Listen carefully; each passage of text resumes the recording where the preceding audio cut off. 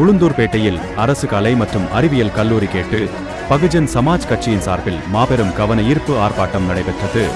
இன்று நடைபெற்ற உயர்கல்வி மானிய குழு கோரிக்கையில் உளுந்தூர்பேட்டையில் அரசு கலை மற்றும் அறிவியல் கல்லூரி அமைக்க வேண்டும் என்று பகுஜன் சமாஜ் கட்சியின் சார்பில் உளுந்தூர்பேட்டையில் கவன ஈர்ப்பு கண்டன ஆர்ப்பாட்டம் நடைபெற்றது. இதில் தமிழக அரசிற்கு கவனத்திற்கு செல்லும் வகையில் கண்டன கோஷங்கள் எழுப்பப்பட்டது. மேலும் உளுந்தூர்பேட்டை மக்களின் நீண்ட நாள் கோரிக்கை இன்று நினைவாகும் என்று எண்ணிய மக்களுக்கு உயர்கல்வி மானிய குழு கூட்டத்தில் கல்லூரி அமைப்பது பற்றி தகவல் வெளிவராதது மக்களுக்கு பெரும் ஏமாற்றத்தை அளித்துள்ளதாகவும், மேலும் பகுஜன் சமாஜ் கட்சி சார்பில் கல்லூரி வரும் வரை பல்வேறு கட்ட போராட்டங்கள் முன்னெடுப்போம் எனவும் ஆமையை விடவும் மெத்தன போக்காக செயல்படும் சட்டமன்ற உறுப்பினரை கண்டித்து சட்டமன்ற அலுவலகத்தில் ஆமை விடும் போராட்டம் மிக விரைவில் நடத்தப்படும் எனவும் எச்சரிக்கை விடுத்தனர்.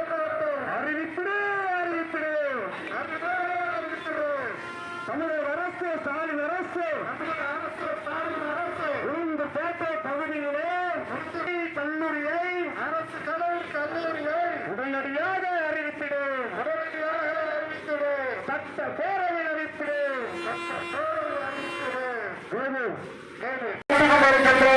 உளுந்தூர்பேட்டை கருதி சொல்ல ஆரம்பித்தவர்களுக்கும் என்னுடைய செய்தியில் கடந்த வணக்கத்தை தெரிவித்துக் கொண்டு தமிழ்நாடு முழுக்க நாடு முழுக்க சாதி கலவரங்களும் மத கலவரங்களும் தினம் தினம் நாட்டின் ஏதோ ஒரு முறையில் தினம் பல பேர் சொத்து சொத்தாக இருந்து கொண்டிருக்கின்றார்கள். இந்த மாணவர்களை ஒழித்து வருகின்ற பாராளுமன்ற தேர்தலில் தன்னுடைய வெற்றி கணக்கை ஈவிஎம்மால் அமெரிக்க தலைவர்கள் இந்தியா வந்திருக்கின்ற போது ஊர் சுற்றுகின்ற மோடி நாட்டை விட்டு வெளிநாடுகளிலே விட்டுக் கொண்டிருக்கின்ற போது ஜம்மு காஷ்மீரிலே கலைகான் என்ற இடத்துல சுற்றுலா பயணிகளை தீவிரவாதிகள் என்ற பெயரில் RSS காரர்கள் 30க்கும் மேற்பட்டவர்களை கொண்டிருக்கின்றனர். இந்த நாடு முழுக்க இனத்தின் பெயராலும் மதத்தின் பெயராலும்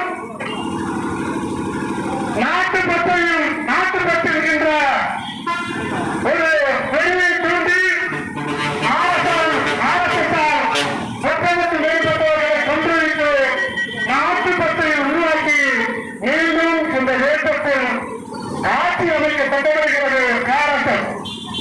ஆகவே அந்த RSS-ஐ பகுஜன் சமாஜ் கட்சியின் சார்பாக கடுமையாக எங்களுடைய கண்டனத்தை தெரிவித்துக் கொள்கின்றோம்.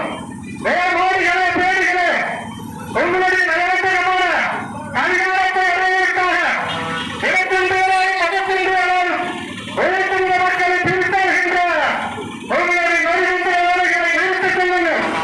இல்லையென்றால் ஒரு நாள் இந்த வராசை தாங்கி பிடிக்கின்ற கூட்டம் மனிதர்கள் வாழ முடியாத அண்டார்டிகா தீவிலே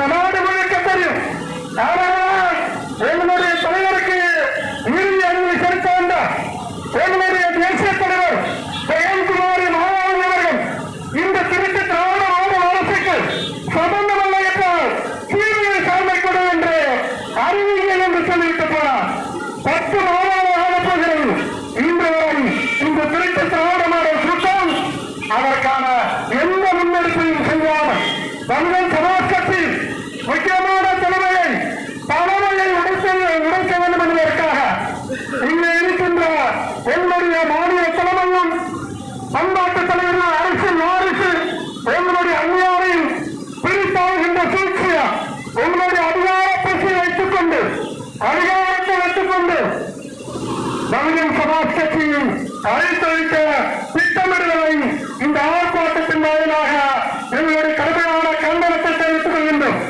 அதோடு இங்கே நடைபெற்றுக் கொண்டிருக்கின்ற இந்த போராட்டம் என்பது இந்திய அரசியலமைப்பு சட்டம் ஆர்டிகல் 21A இந்த நாட்டில் இருக்கின்ற 7 மதங்கள் 145 கோடி மக்கள் 6400 சாதிகள் 22 தேசிய மொழியில் பேசக்கூடிய மக்கள் 29 மாநிலங்கள் என்ற அனைத்து தரப்பு மக்களுக்கும் அடிப்படை உரிமைகளான இருக்க இடம், வசிக்க வீடு, கற்க கல்வி, கல்விக்கேற்ற வேலை, வேலைக்கேற்ற ஊதியம் என்கின்ற தன்னுடைய அடிப்படை மாதமான கல்வியை இந்த நாட்டில் அனைவருக்கும் கொடுக்கப்பட வேண்டும் என்பது அரசியலமைப்பு சட்டத்தின் காலம்.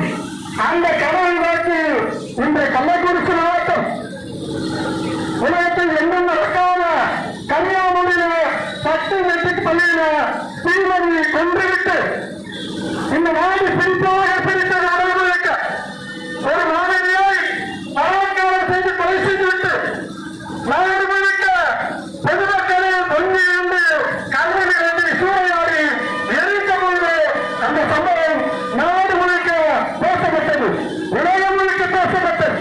அப்படிப்பட்ட கள்ளக்குறிச்சி மாவட்டத்திலே சக்தி மெட்ரிக்காக இருக்கட்டும், ஏகேடி மகேந்திரனாக இருக்கட்டும், இல்லை இங்கு இருக்கின்ற பல்வேறு கல்வி நிலையங்களும் தனியார்களிடம் தான் இருக்கின்றது. எத்தனை கல்வி நிலையங்கள் கள்ளக்குறிச்சி மாவட்டத்திலே அரசு நடத்துகிறது? சாராயம் விற்பவரும் விவசாயம் செய்தவரும் தான் இந்த நாட்டில் கல்வி தந்தைகளாக இருக்கின்றார்.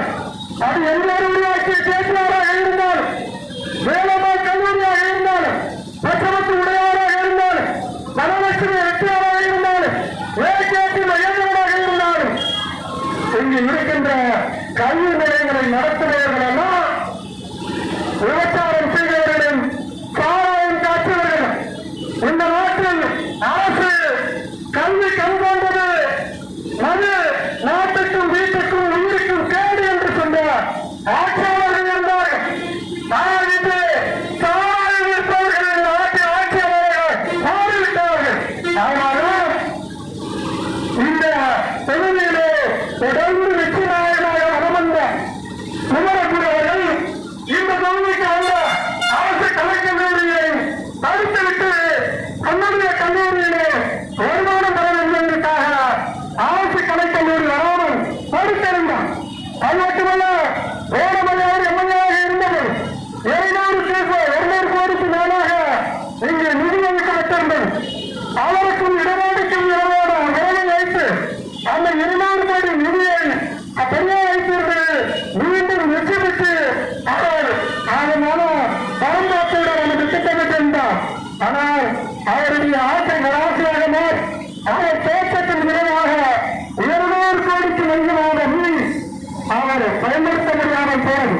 அப்படி இந்த தொகுதி முழுக்க தனியார் கல்வி நிறுவனங்கள் தனியார் பள்ளிகள் பெரும்பான்மையாக பெரிய அளவுக்கு பரவாயில்லாக இங்கு நடந்து கொண்டிருக்கின்றது. ஆனால் அரசு பள்ளிகளையும் அரசு கல்லூரிகளையும் இந்த தொகுதி முழுக்க ஒரு அரசு கல்லூரிகளை உருவாக்காமல், ஒரு அரசு என்பது மக்களுடைய தேவைகளுக்காகத்தான் அரசு.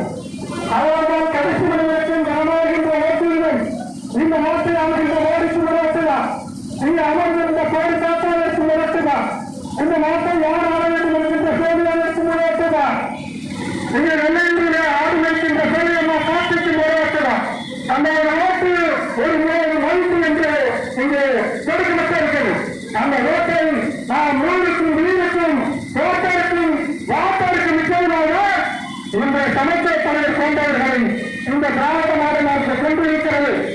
கல்விக்கான போராட்டத்திற்கு ஒரு இருசக்கர வாகனத்தோடு மக்கள் மத்தியிலே மாணவர்கள் மத்தியில் ஏற்படுத்த வேண்டும் என்று திட்டமிடுகின்ற பொழுது இந்த தனியார் கல்வி வியாபாரிகளுக்காக இந்த இருசக்கர பேரணி தடுத்திருக்கிறார்கள்.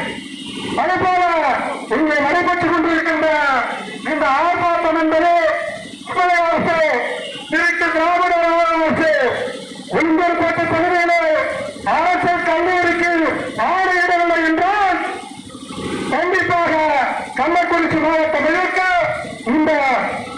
கல்லூரிக்கான போராட்டம் என்பது விரிவடையும் விரிவடையும் விரிவடையும். அது எங்களுடைய மாநில பொறுப்பாளர்களுடைய தலைமை இந்த நாடை திரும்பி பார்க்கின்ற விதத்தில் இந்த போராட்ட களத்தை எங்களுடைய போராட்ட யுக்தியை மாற்றி அமைப்போம் அமைப்போம் அமைப்போம் என்று கூறி